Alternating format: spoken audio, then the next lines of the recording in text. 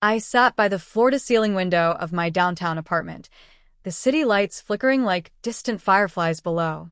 My silk blouse felt impossibly smooth against my skin, a stark contrast to the tight knot of nerves twisting in my stomach.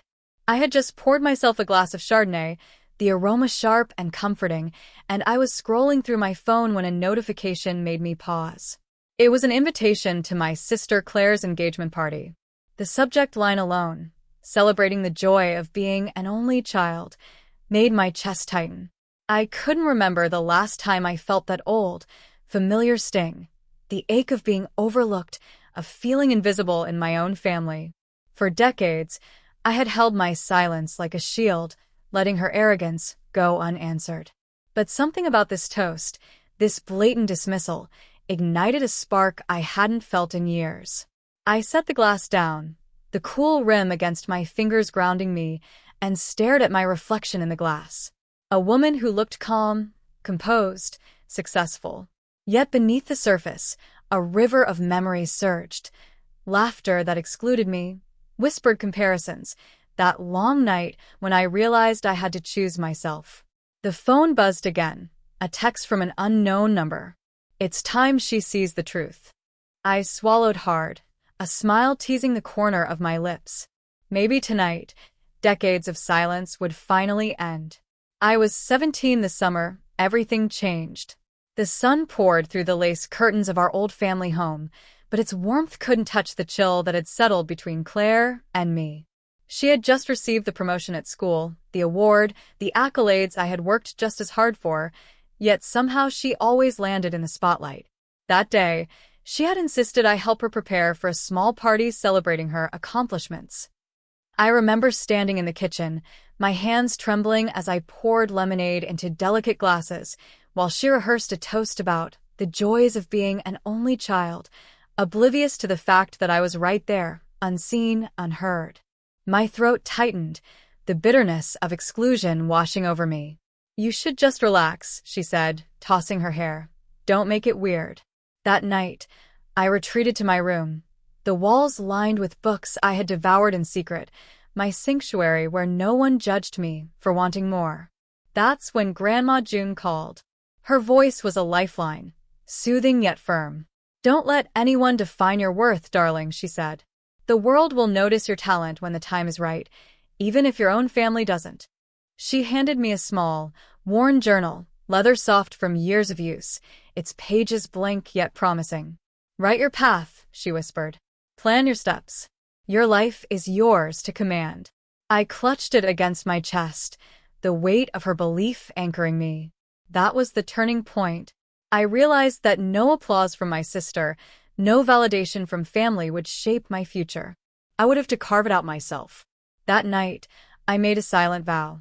I would not just survive, I would thrive. I packed a few essentials, whispered goodbye to my childhood bedroom, and stepped into the unknown. The sting of rejection fueled me, transforming my hurt into determination. I didn't yet know the shape of the life I would build, but I knew one thing. I would never again let anyone else's shadow dim my light. I remember the first night I arrived in Chicago, the city buzzing with life and opportunity, and I felt both terrified and exhilarated. My suitcase was light, but my resolve was heavy. I had no plan beyond Grandma June's words, and the worn journal clutched tightly in my hand. That journal became my compass, each page filled with goals, sketches, and reminders that I was in charge of my own story. At first, life wasn't kind. I worked long hours at a small boutique marketing firm, the kind of place where interns ran errands and voices went unheard. I would stay late, teaching myself the tools I needed, watching tutorials, reading industry blogs, and slowly piecing together a skill set that no one could deny. Nights were long and the loneliness was sharp, but there was a thrill in building something no one expected of me.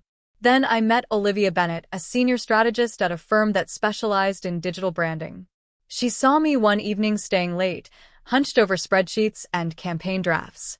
"You have a gift," she said, her voice steady, confident. "Most people your age wouldn't even notice the patterns you're seeing.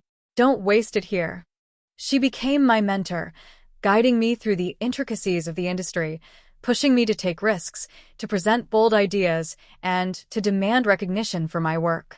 There were moments of doubt, of course. The nights I cried over mistakes, questioning whether I was enough, whether I had what it took to leave a mark in a world that seemed to favor those born into advantage. But every small victory fortified me. My first client campaign that exceeded projections, the first contract I negotiated on my own, the quiet satisfaction of seeing my name in print without fanfare or acknowledgement from anyone back home. I learned the art of invisibility, of keeping my success just out of reach of those who might underestimate me. Social media posts were curated, modest. Family calls were brief, nondescriptive. No one would know that the quiet, overlooked sister had transformed into a woman who owned her time, her talent, and her destiny. By my late 20s, I had launched my own consultancy, a boutique firm specializing in brand strategy for small businesses, particularly women-owned startups. I hired a small team, mentored them as Olivia had mentored me, and watched them grow. The loft office I rented overlooked the river, filled with sunlight, art, and personal touches, each corner a testament to the journey I had fought to create. And through it all, the leather journal remained on my desk, its pages now filled with accomplishments, reflections, and reminders of where I had started. It was a symbol of resilience, of the power of belief in oneself when others failed to see it.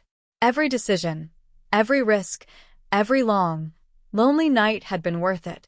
I had built a life no one, not even Claire, could ignore. The night of Claire's engagement party, I arrived fashionably late.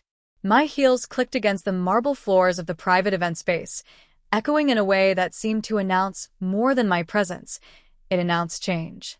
The room buzzed with laughter, clinking glasses, and the soft hum of a string quartet. Claire stood at the center, a flawless vision in a champagne-colored dress, her smile bright but brittle, eyes scanning for recognition. I allowed myself a small, private smirk. I had not come to fight, not with words. My weapon tonight was far subtler, far more devastating: the truth. The staff led me to the VIP section, where family and a few close friends gathered.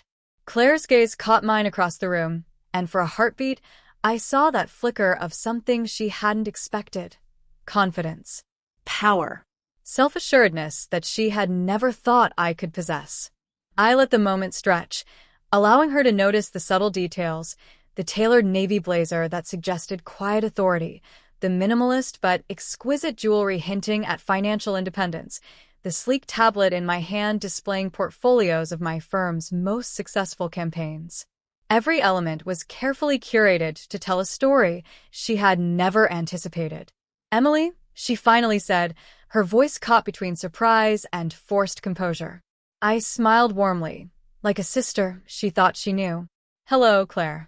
Congratulations on your engagement. It's the beautiful celebration." She blinked. You came?" "Yes, I did. And I thought it was time we caught up." I paused, letting my words sink in. Then, with measured calm, I added, "I also thought it was the perfect moment to share a little truth." I turned the tablet to face her, letting the screen glow in the dimly lit room. Charts, media mentions, client testimonials, all the evidence of a journey she had never witnessed, sprawled before her.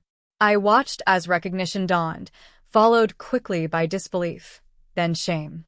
Her eyes darted from the screen to me, searching for some sign of exaggeration, of fabrication. "I started my own consultancy 5 years ago," I continued, my voice steady. "We specialize in brand strategy for women-led businesses. Our revenue last year exceeded projections by 300%. We have offices in 2 cities now, and I lead a team of talented, driven professionals." Claire's hand flew to her mouth. Her fiancé, who had watched quietly, finally spoke. "Emily, this is impressive." "Yes," I said softly, letting my voice carry across the circle of onlookers. "I'm not the invisible sister anymore. I am not just surviving. I am thriving, and I did it on my own terms." The room went silent. The chatter stopped. People stared, some in awe, some in awkward recognition of the truth they had ignored for years. Claire's smile faltered, The toast she had prepared about being an only child, suddenly hollow, almost cruelly ironic. I felt a surge of satisfaction, tempered with a touch of sorrow. This wasn't about revenge, it was about acknowledgement, recognition. Finally, my silence had been shattered, not with anger, but with undeniable proof of what I was capable of. And in that quiet pause, I realized something profound. This was the moment I had been building toward for years. The room, once filled with laughter and exclusion, was now witness to the woman I had become, resilient, accomplished, unstoppable. The room remained quiet for a moment longer, the air thick with disbelief. I let them linger there, absorbing the weight of what they hadn't noticed for so many years. Then I took a slow step forward, letting my presence fill the space in a way I never had as the overlooked sister. "I want you to hear me clearly," I said, my voice calm but firm. "I'm not here to punish anyone, but I am here to set terms that reflect respect, growth, and honesty." Claire's face paled, and I could see the slight tremor in her hands. Good. This wasn't about embarrassment, it was about transformation. To start, I continued, "Claire, you need to acknowledge your actions, past and present. That includes how you made me feel invisible, the comparisons, the constant need to be the center of attention. If you want a relationship with me, it has to be built on recognition and equality, not competition or control." Her fiancé, still holding her hand, nodded slowly. I turned to him. "And you," I said, "need to understand that my success doesn't diminish anyone else's. Support matters more than admiration. If you truly want to be part of this family, you respect each person's journey." I glanced around at the others in the room, old friends, relatives, even a few colleagues who had joined. "To everyone else," I said, "no one here gets a free pass. Toxic habits, dismissive behavior, and assumptions of superiority end now. Growth and accountability are non-negotiable." I paused, letting each word sink in. Then I softened my tone, letting the warmth that had fueled my journey shine through. "I'm offering a choice. You can change, genuinely, or we can go our separate ways. But know this, I will not compromise my peace, my achievements, or my integrity for anyone's comfort." Claire's lips quivered as she swallowed hard. She opened her mouth to speak, but I raised a finger gently, stopping her. Actions matter more than apologies.